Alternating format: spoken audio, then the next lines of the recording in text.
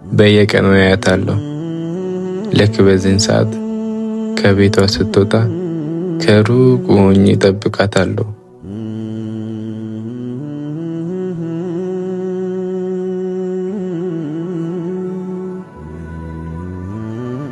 ለሷ እኔ ቆሼ ለቃሚ ብቻ ነኝ።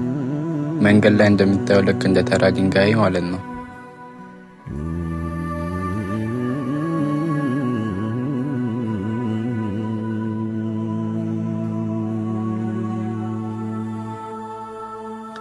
ለእኔ ግን እሷ የጠፋው ህልሜ፣ የናፈቀኝ ብርሃኔ ነች።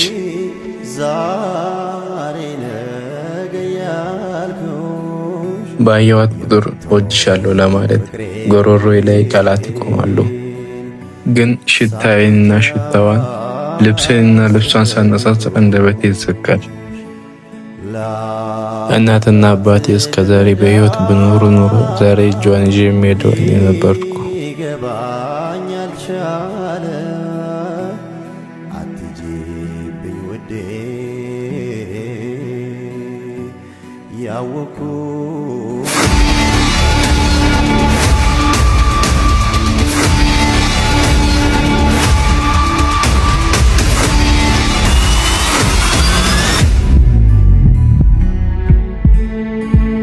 አይን ላይን ተገጣጠመን።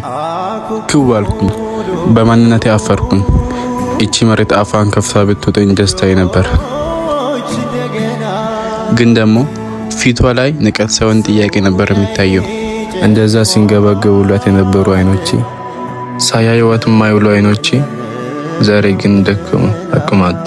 መቼ ነው ከዚህ ጭቃ ህይወት ውስጥ የምትወጣው? እኔም በውስጤ ጭቃ ውስጥ የገባሁት ወድጄ አይደለም። ህይወት ናት የገፋችኝ። ወላጆቼን ስቀብር አብሮኝ ነቀበሩኝ። ልላት ፈልጌ ግን ምላሶቼ ታሰሩ፣ አቅም አጣሁ። ቆይ አንዴ እስቲ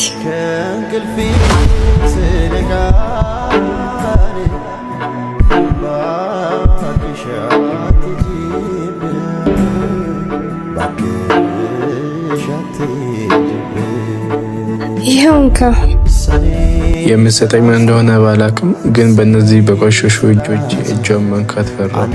ችግር የለውም እንካ ተቀበለኝ። ግን እኮ እጄ ሰኔ 30 አንዱ ያንተ ነው መሰለኝ። ሁሌ ከምትቀመጥበት ወድቆ ነው ያገኘሁት።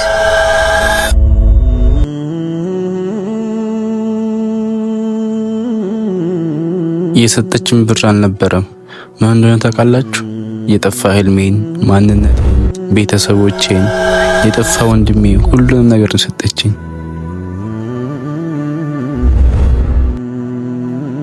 ይህ ፎቶ በህይወቴ በጣም ትልቅ ቦታ አለው። ጠፍቶብኝ ነበር። አግኝታሽ ስለሰጠሽኝ ደግሞ በጣም አመሰግናለሁ። ኧረ ችግር የለውም።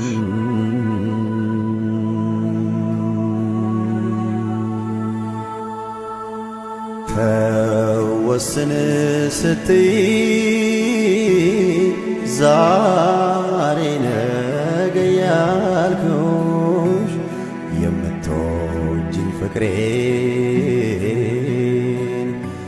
ሳትወጂ ይሄን ያህል ፎቶ ምን ቢሆን ነው እንደዚህ የተከፋው? ወይስ ተመልሼ ልጠይቅ? ለዓመታት ልረዳ ሊገባኝ አልቻለ። አትጂብኝ ውዴ ያወኩ ምን ነው? ምን ሆንክ? አይ ምንም አልሆንኩም።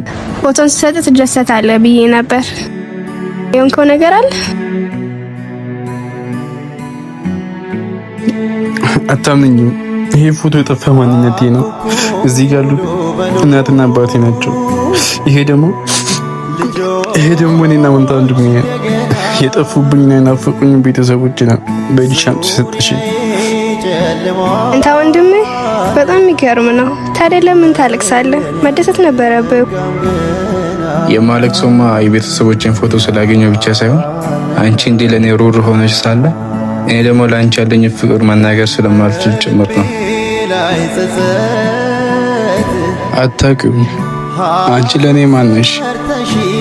እኔ ቆሻሻ ለቃሚ፣ አንቺ ደግሞ ሙሉ ሰው። እንዴት? አይዞሽ፣ አሁን ቤተሰቦችን ለማግኘት ተስፋ አለ። ቆሻሻ መልቀሙን ትተህ እነሱን ፈልጋቸው። እኔ የምችለውን እረዳሃለሁ። ደህና ሁን። ዛሬ ሁለት ትልቅ ሀብት አገኘሁ። አንዱን በእጄ ይዣለሁ፣ አንዱን በልቤ ታስሮ ይቀራል።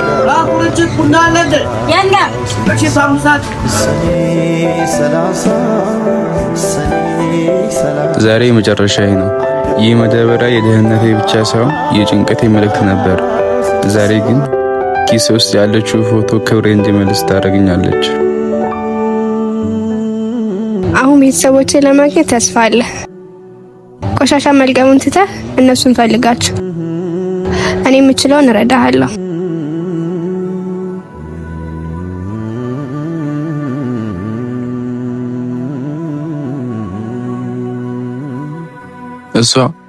እሷ አታውቅም። ይህን ፎቶ ስትሰጠኝ ህይወቴ እንደሰጠችኝ አታውቅም። እሷም ወድበት ልብ እንኳን እንዳለኝ የምታውቅ አይመስለኝም። ግን እንዴት ታውቃለች? እኔ እኮ በእሷ አይን ቆሻሻ እንጂ ሰው አልነበርኩም።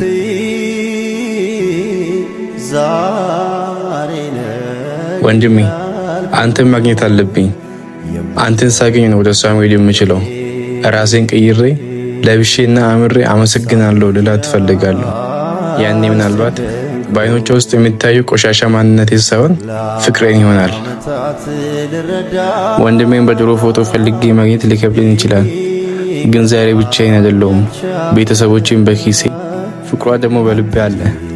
ወንድሜን ሳገኝ ያኔ ታሪክ ይቀየራል።